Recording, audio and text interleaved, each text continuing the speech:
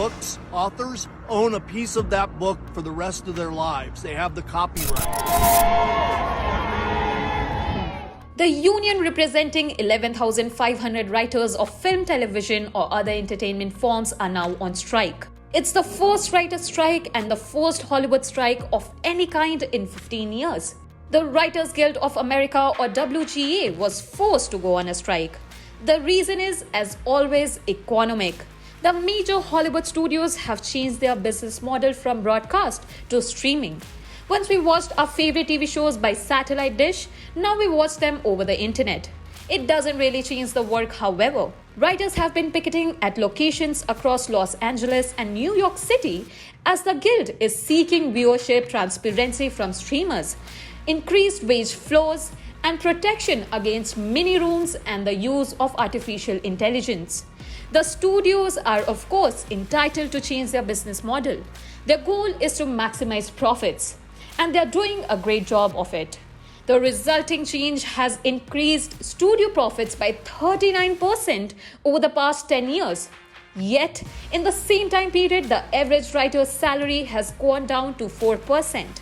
The pie has gotten larger, but the writer's shares of the pie has significantly decreased. The way screenwriters are compensated for their work needs to be updated. They are being paid according to the old business model, not the new one.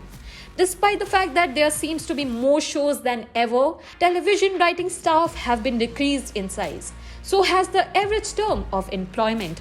Most writers get paid per episode produced.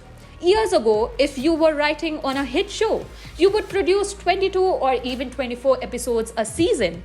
Then you take a short hiatus and do it again. If you're on a hit show, you are lucky to produce 8 or 10 episodes a season. That's a big pay cut. If the writer is lucky and the stars align, they might be able to jump to another show. But that is much easier said than done. The reality is it's hard enough to get one job per season, much lesser two. Because of this, it's becoming harder and harder for writers to sustain a career. In the long term, this will be bad for Hollywood.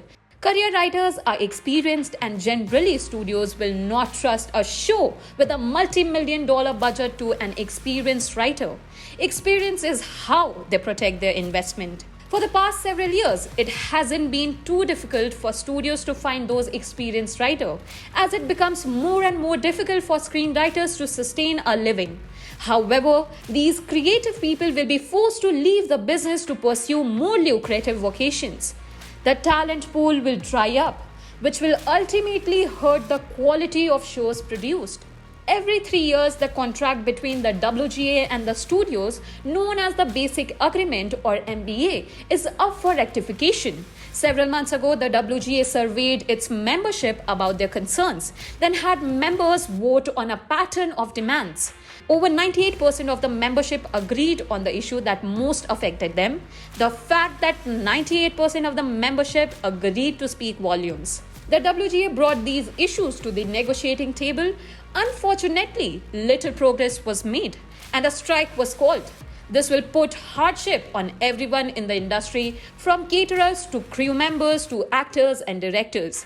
A number of television shows and movies are being affected by the writers' strike after negotiations flattered between WGA and the Alliance of Motion Pictures and Television Producers. Following the first week of strike, several scripted productions shut down, either by choice or due to disruption of not having showrunners or writers on set or by picketers. Some of those impacted include Netflix's Stranger Things, Apple TV's Loot, and Marvel's Blade. Late-night talk shows are also impacted by the work stoppage, including ABC's Jimmy Kimmel Live, CBC's Late Show with Stephen, NBC's Tonight Show starring Jimmy Fallon, and many more. Well, going back to the history of how previous writers' strike have played out, writers have gone on strike 6 times, more than any group in Hollywood.